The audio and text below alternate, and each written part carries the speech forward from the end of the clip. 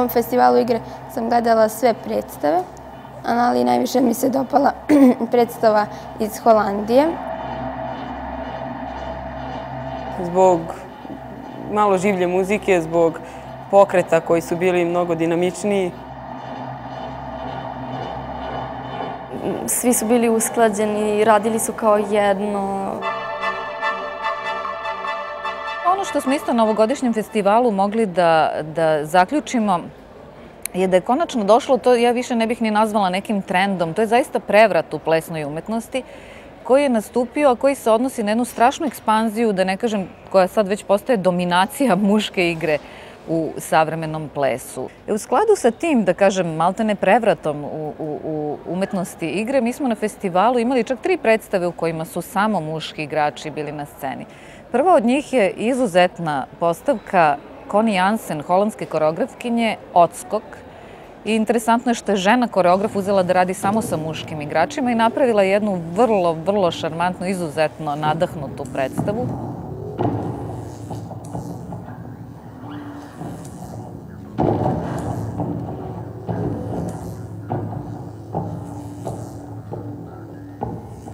Connie Jansen dance was founded in 1992 by choreographer Connie Jansen. Throughout the years she built a dance company which is very well known in the Netherlands and abroad, especially because her dance language is more than only dance. It's a combination of the set design, lighting and the dance. She finds her dancers throughout the process of making a dance performance and makes together with them a new choreography.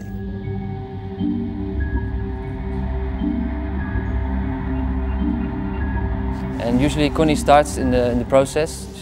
She makes dance material herself, so she makes a lot of phrases, and she teaches that to everybody. Also because there's always new people, and she wants them to get to know the language of her. So we all focus on the phrases, on the material, dance material, just pure dance material. And then we start. She starts to. Of course, she explains me what she wants to do. For example, rebound. It's about 5 men in a locked space. What happens between them? Show different sides of men. They can be competitive, but they can also be soft, you know, gentle. So she starts to give assignments also, like for me and Kevin. She said like, I want to have this duet, and we use her material, but we also make our own material together. And then she gives an assignment as what kind of quality she wants to have, or what kind of story she wants to have in this duet. And then we start creating also. And then she uses this material again, she starts to mold and to create it into a piece.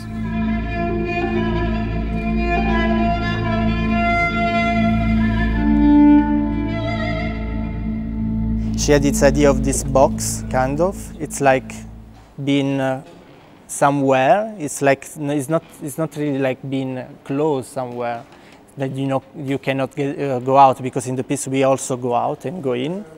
But it's more this idea that you are in a place, then you don't know. It's like pure place. It's empty, and you are with this. You are surrounded by other people. In this case, 5 men. Then when we are in this space, it's like we are far away from home, so we don't know what's going to happen in this specific space. It's like a no space. The title Rebound, it comes from a physicality, like to rebound, just simply to go and to rebound, but it's also like a message of life, like you go and you go into something, but you rebound, so your thoughts are rebounding in reality or in fantasy or in imagination or in everything bad or good can happen in life, I think.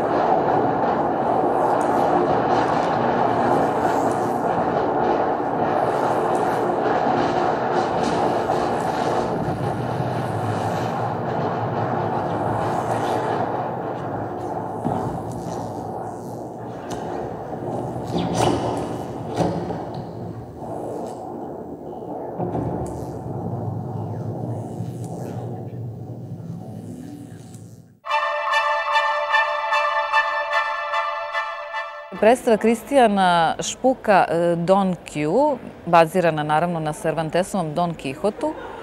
Tu smo videli isto dva sjajna igrača štutgartskog baleta i videli smo jedan potpuno zanimljiv, malo drugačiji prikaz jednog Don Quijotovske te potrage za smislom, za strastima životnim.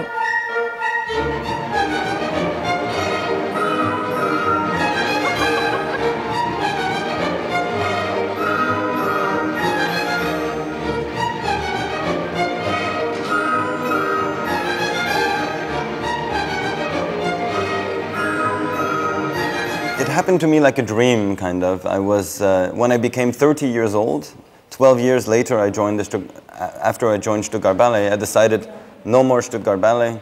I want to do something different with my life. I am now 30 years old. And then I had no offers or plans, really.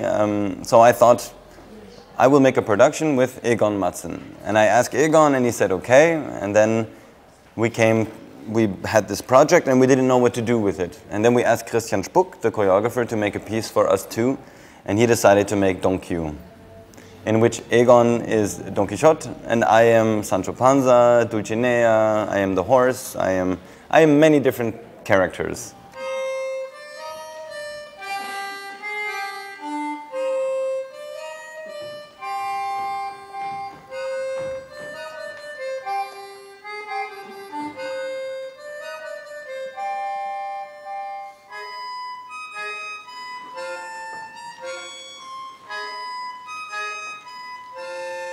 The piece is done with that idea, you know, if you get into a situation, it can be in anyhow, also in the private life, you know, you're sitting over a man and wife or whatever, of two friends or not, you sit at home in a room, right, and you have to make a suggestion, let's do something, what are we going to do?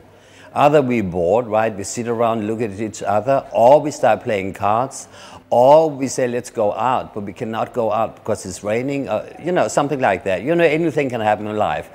And this is what that piece is about.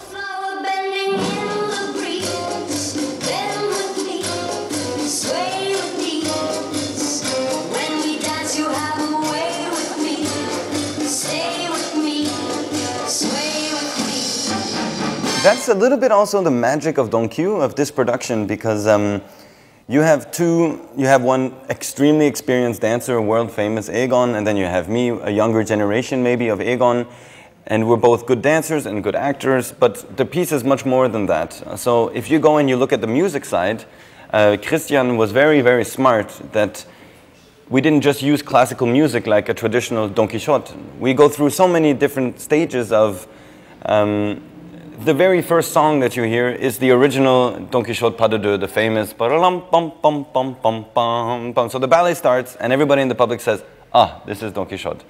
But that's the only part of music that you will ever hear again from the ballet Don Quixote.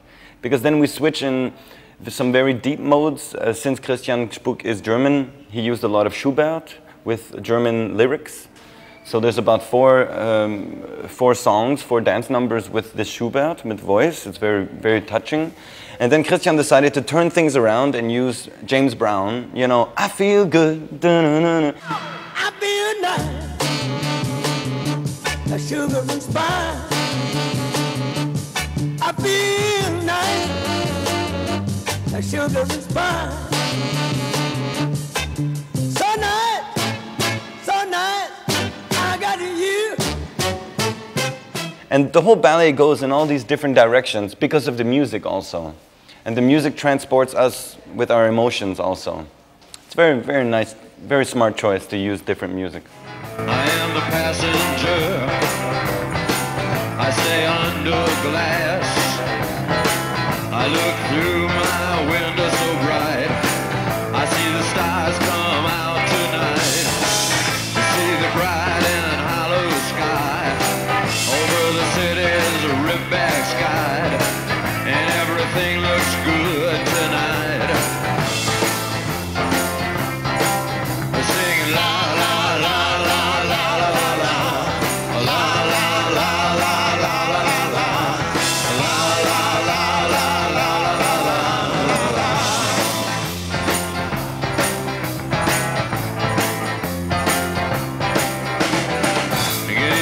the car.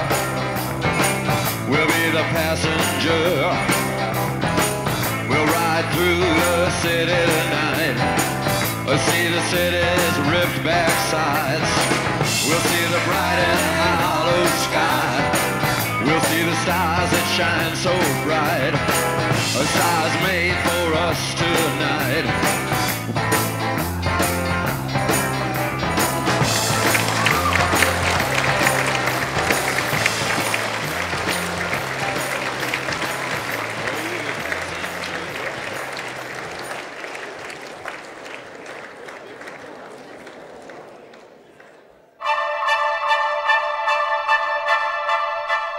Sociedade Masculina iz Brazila je jedna čisto muška trupa koja je i osnovana sa idejom da predstavi tu neku mušku igru u Brazilu i to sa sasvim različitih strana. Ti muški igrači su skupljeni iz nekoliko regiona i njihova geografska udaljenost je velika. Znači, negde imaju između sebe nekih 4,5 sata leta u tom nekom geografskom smislu. Tako da su doneli potpuno jedan drugi background, svako svoj naravno, background koji se potpuno razlikuje i samim tim donose jednu posebnu energiju.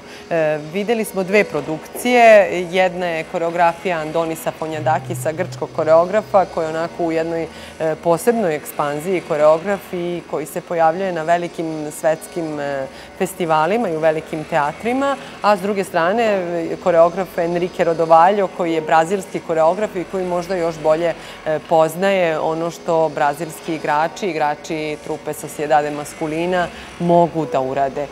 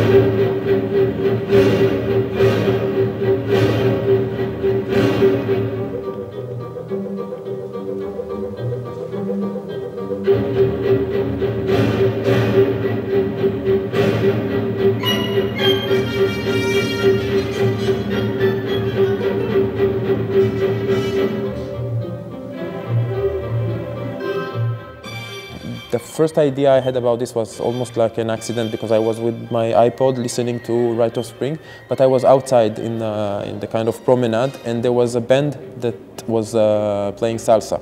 So there were some couples that got up and started dancing. But I was actually listening to the Rite of Spring and I saw the people dancing.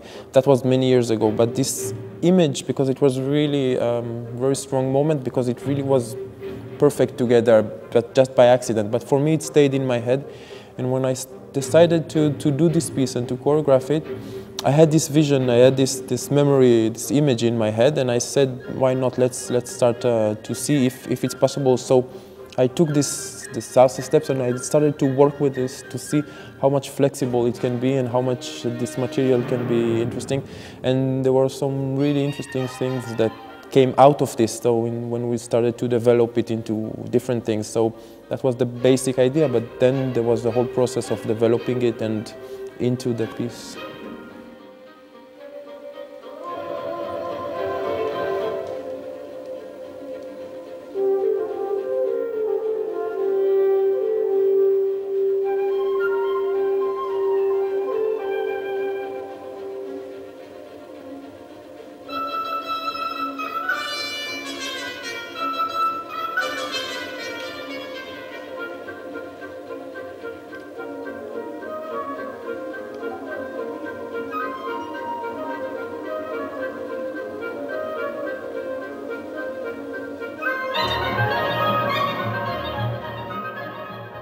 Winter Voyage or Winterreise, yes, really different. I just took 3 songs from this cycle, which has 24. And what was interesting for me to try to do in this work is to dance not to the music, but to try to have just the state of mind of the music, kind of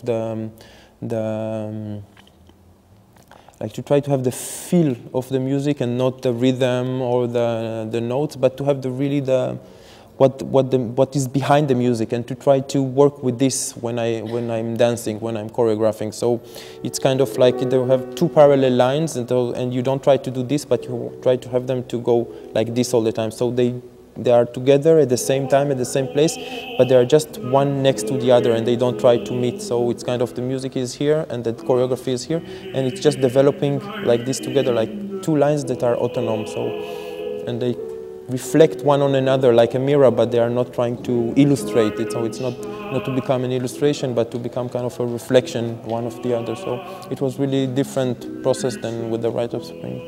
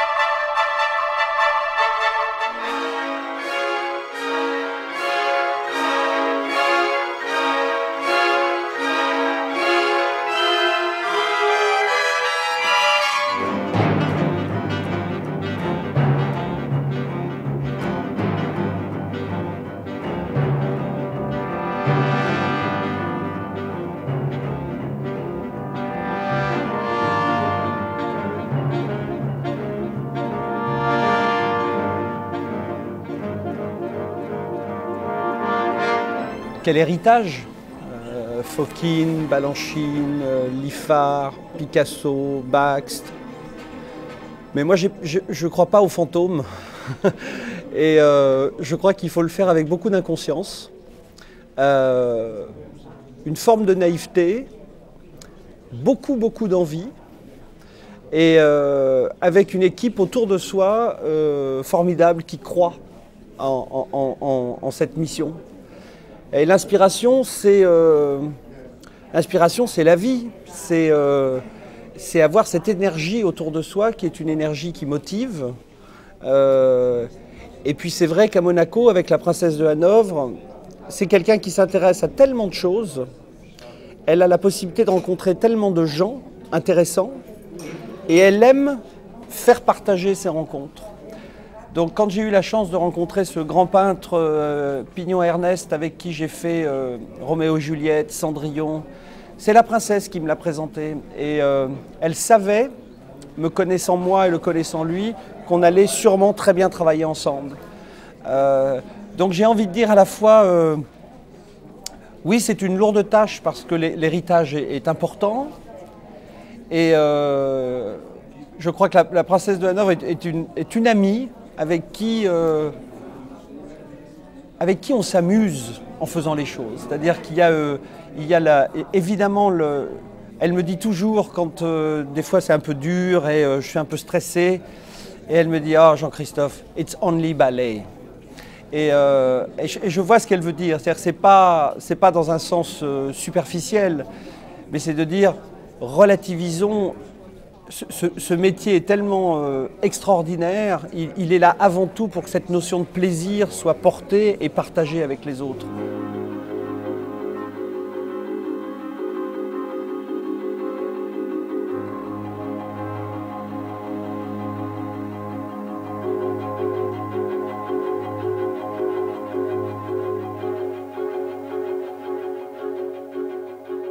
Paysage, c'est une pièce que j'ai faite donc pour mon père quand il est mort. Et à la fin d'ailleurs, sur la scène, il y a une peinture de lui qui apparaît, mais qui est une pièce sur l'idée que je peux me faire de l'énergie et de la structure de l'homme qu'était mon père. Et Altro Canto 2, c'est une pièce qui confronte l'artiste, celui qui crée, avec le dessin et avec l'ombre. C'est-à-dire, finalement, qu'est-ce qu'il y a de vrai dans l'art? Qu'est-ce qu'on révèle?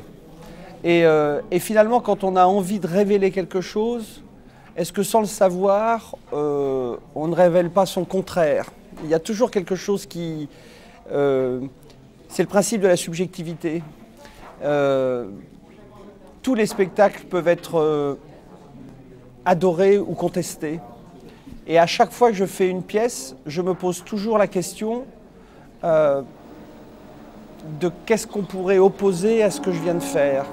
Qu'est-ce que je pourrais, moi, avant chaque première, j'écris tout seul à la maison la meilleure critique que je n'aurai jamais, la meilleure.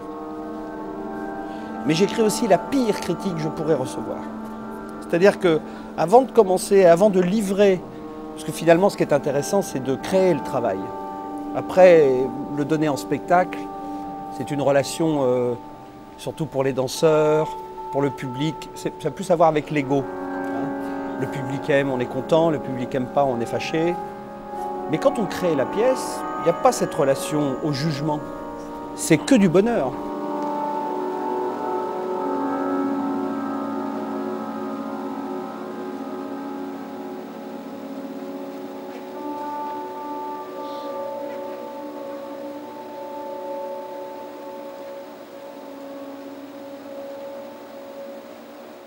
Et c'est vraiment le culte de la sensualité pour moi, la danse. C'est la réunion assez idéale de toute cette combinaison des sens.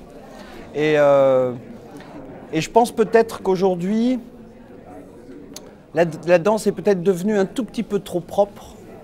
Et je suis assez surpris, par exemple, par tous les jeunes chorégraphes qui m'envoient des DVD de la perfection de leur premier ou deuxième ou troisième ballet.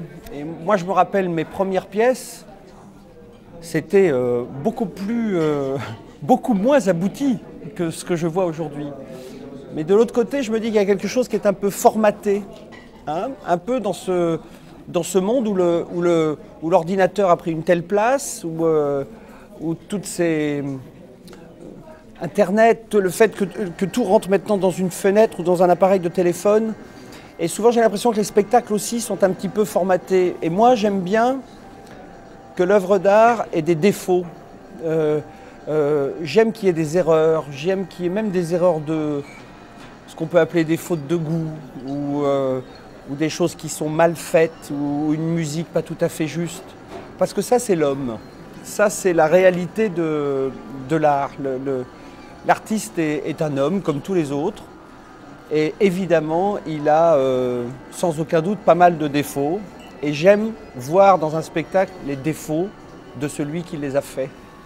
Et donc je tâche toujours moi dans mes spectacles, des fois j'arrive à voir comment je pourrais arriver à une forme, pas de perfection mais très aboutie de ce que je fais et je m'autorise des fois à être presque un peu feignant en me disant non, laisse-le un peu comme ça. D'abord, tu pourras toujours résoudre le problème sur la prochaine pièce.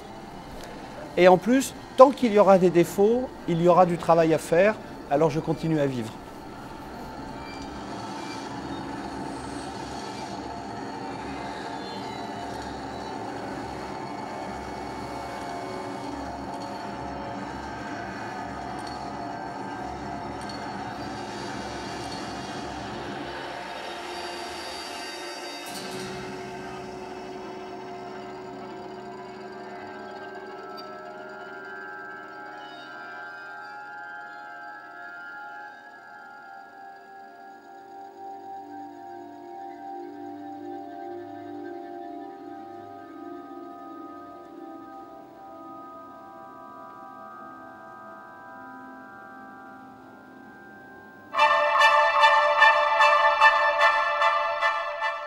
Značajan je nastup random dansa engleskog koji dolazi pravo iz Sadler's Wellsa i donosi jednu zapravo potpuno drugu plesnu leksiku, jedan novi jezik koreografa Wayna McGregora koji je onoj najširoj publici poznat po kreiranju filmova o Harryu Potteru i po tome da često izađe izvan onih nekih koreografskih okvira, izvan plesnih okvira i uđe u nešto što je film, što je musical, što je zapravo igra sa novim tehnologijama i igra sa tim mogućnostima koje pružaju te nove tehnologije.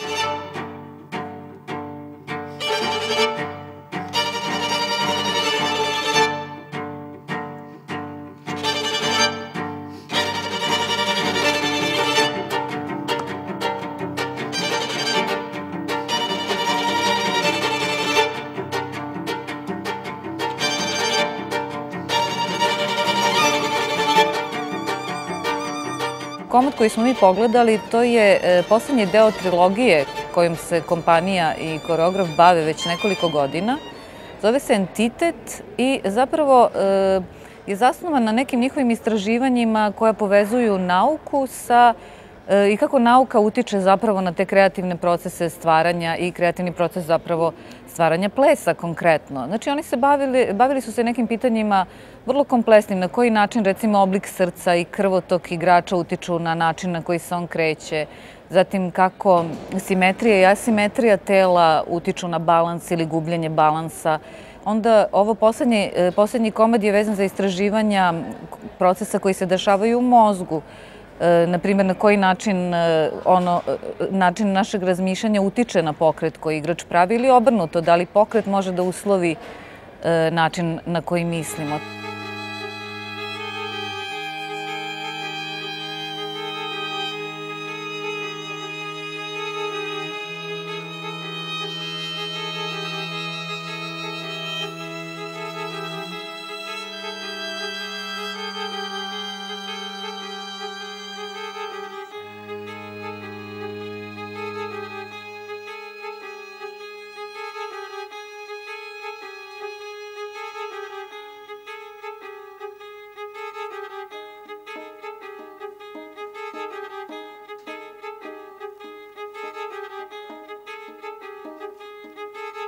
Konkretno u ovoj predstavi oni potpuno deluju kao ples 21. veka, kao je nekakva biomehanika.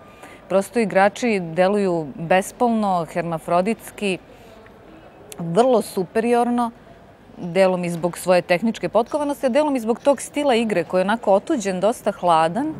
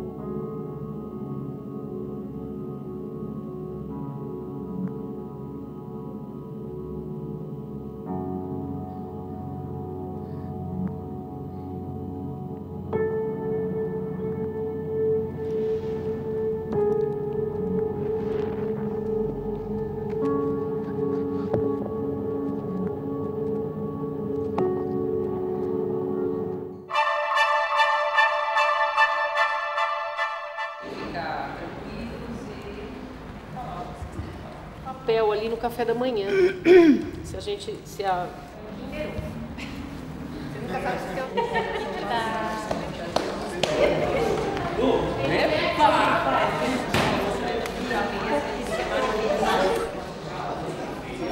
Ballet da cidade de São Paulo is the official company from this large city from Brazil, and it has been founded in 1968 as a classical company to follow the operas. And then in 1974, with director Antônio Carlos Cardoso, the profile of the company has been changed completely for a modern dance company. Since then, we have a lot of choreographers, Brazilian choreographers, and invited foreign choreographers also to improve the repertory and the range of the languages the dancers could do. The company began to tour outside Brazil in '96 in Lyon Biennale, and since then we have been dancing in Europe almost every year.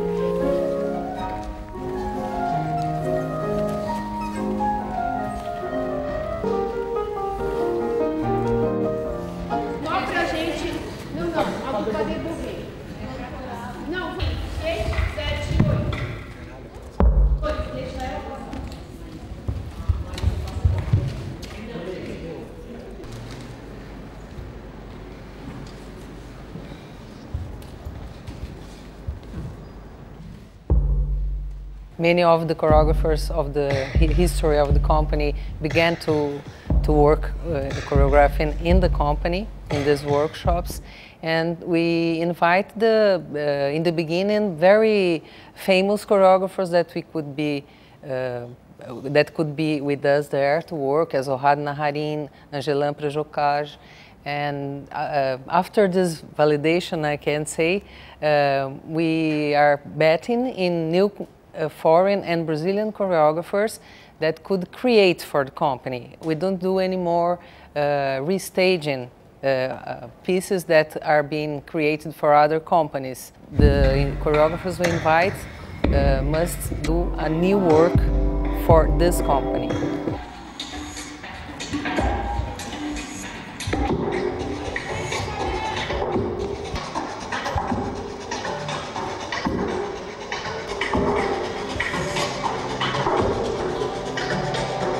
Ele tem 15 de boca, mais 4 metros de cada lado, ou seja, é a revanche. Sabe? Quase como se fosse pequeno programa História da Dança. We present three pieces. The first one is dicotomia, it's podela, and then we have lac and dualidade. This first piece is a piece that I have made, and it's mainly to work with opposition. The idea came from the metaphysics from Aristotle. I was taking a course in philosophy, and he starts to, he develops a thought that is the basic from our logic. And that he states in a place in his text that a thing, anything, it cannot be and not be at the same time, at the same point. So he uses very simple examples, like a horse cannot be white and black at the same time. So he's either black, either white. So the Greeks, they start a sort of a road that we think in opposite directions. For everything that we see the opposition. So it's day and night, it's like either you're early or you're late, either something is beautiful or is ugly. So we have this very strongly in our thought frame. The way we think is a little bit like this. So when you're a choreographer, you're all the time faced with choices. So you choose if someone is going to spin to the right or to the left, or if he's going to move across the stage, or if he's going to stay there, comes forward, goes back, upper body, lower body.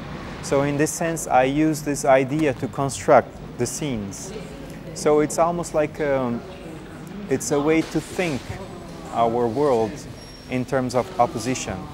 And it's a little bit of a game to see on each scene which sort of a pair of opposition you're using.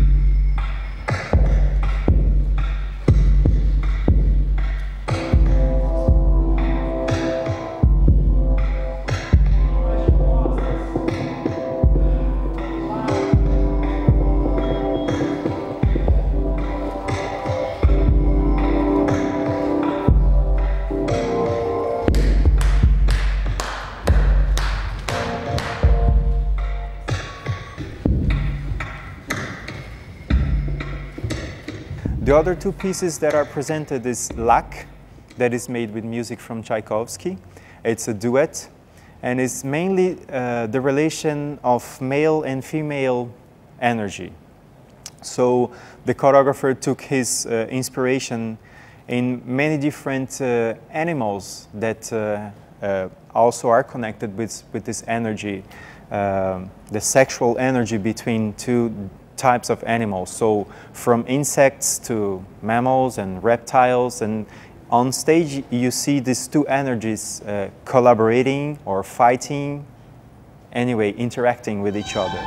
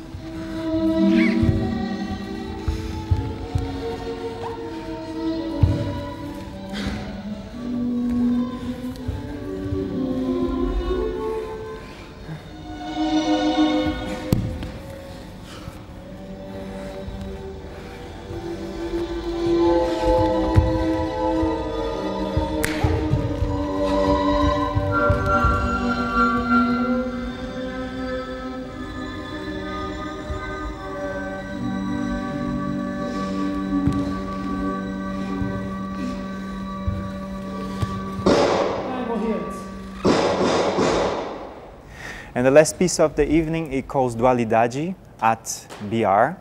That is a piece that has been,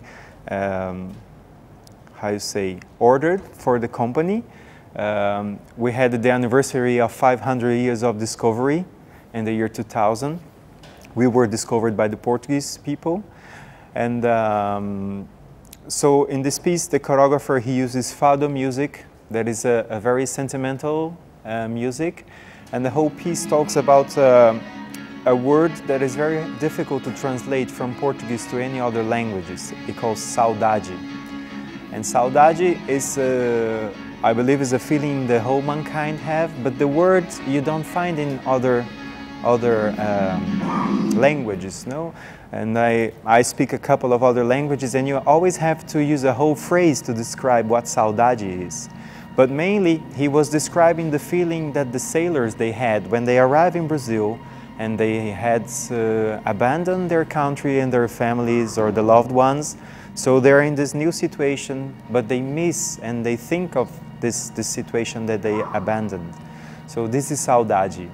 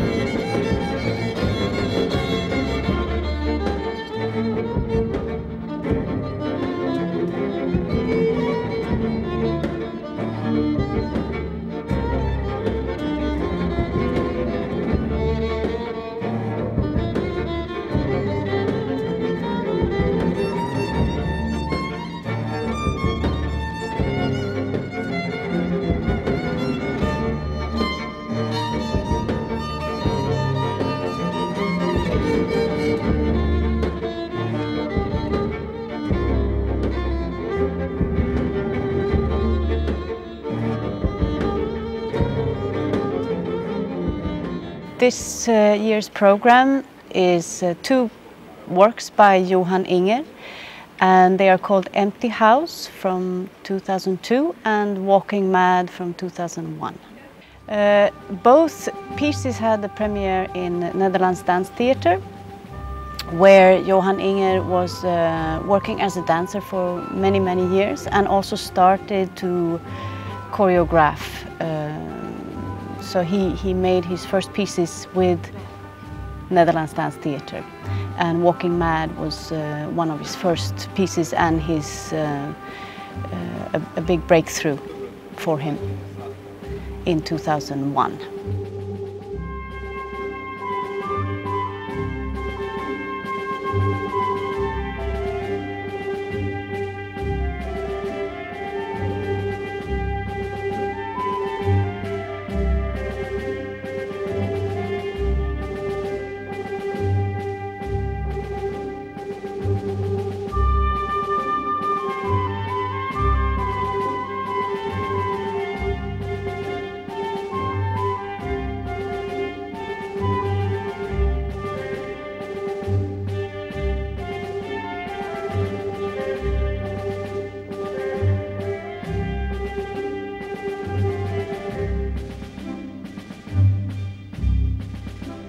It's a privilege to be able to have a company with so many cultures and so many different backgrounds and also traditions, which hopefully also can bring another dimension on stage and to the audience. It is really vital to have a mixed group of nationalities. It's always good with the difference.